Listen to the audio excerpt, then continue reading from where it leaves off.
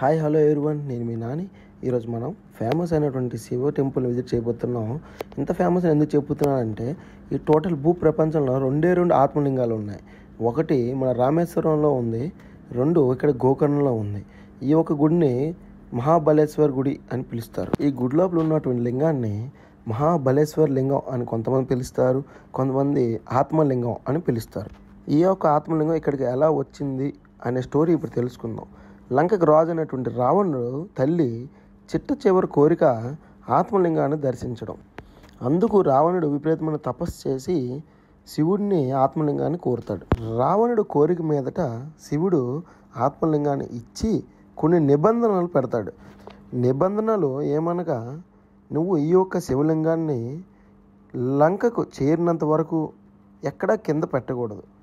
ఎక్కడైనా కింద పెడితే ఆ ఒక శివలింగం అక్కడే సంపూర్ణంగా ఉండిపోద్ది, దాన్ని నువ్వు మళ్ళీ తీసుకుని వెళ్ళడానికి అవ్వదు అని చెప్తాడు. అప్పటికే ఆత్మలింగం రావణుడి చేతిలోకి వెళ్ళిపోయిందని చెప్పి దేవతలందరూ చాలా అనుకూలంగా చాలా భయంకరంగా బాధపడుతున్నారు. ఎందుకంటే రావణుడు ఆత్మలింగం అతని దగ్గర ఉంటే తను ఏం చేయాలంటే అది చేయగలడు. అందుకు వీళ్ళందరూ భయపడుతున్నారు. అప్పుడే విష్ణుదేవుడి వద్దకు వెళ్తే విష్ణుదేవుడు వినాయకుడిని పంపించి ఈ యొక్క ఆత్మలింగాన్ని కింద పెట్టే విధంగా ప్లాన్ చేస్తారన్నమాట.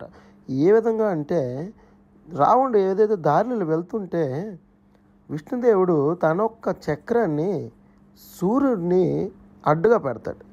అడ్డుగా పెడితే శివభక్తుడు పండితుడైనటువంటి రావణుడు సంధ్యా సమయంలో సంధ్యా స్నానం చేస్తాడు.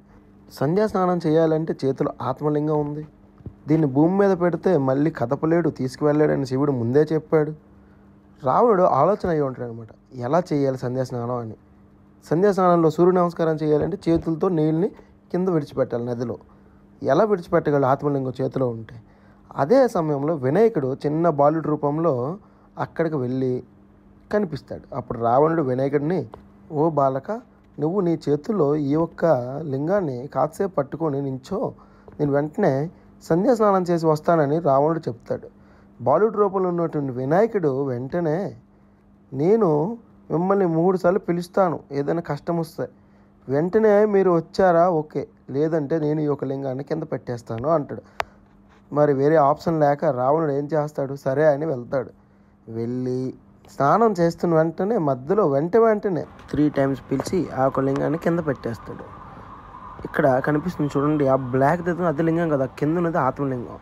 అది అలా ఎందుకైందంటే, వినాయకుడు అలా పెట్టిన తర్వాత రావణుడు విపరీతంగా దాన్ని తీసుకెళ్ళడానికి ప్రయత్నిస్తాడు బలపూర్తంగా, కానీ తీసుకువెళ్ళలేకపోతాడు. లాస్ట్కి విఫలమై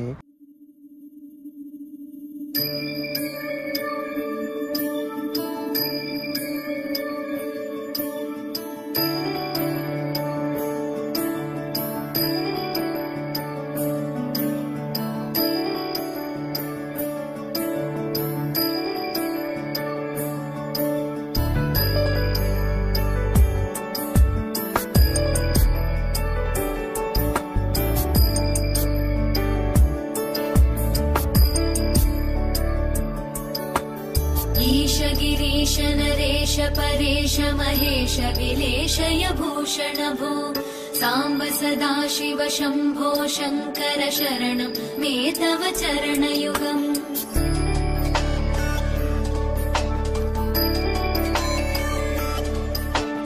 उमया दिव्य सुमङ्गल विग्रहया लिङ्गित वामाङ्ग विभो सांब सदा शिव शम्भो शङ्कर शरणं मे तव चरणयुगम् दूरीकुरु मामज्ञमनाथं दूरीकुरु मे दुरितं भो सांब सदा शिव शम्भो शङ्कर शरणं मे तव चरणयुगम् शिवाय नमो शिवाय नमः शिवाय नमो नमः शिवाय शिवाय नमो शिवाय नमः शिवाय नमो नमः शिवाय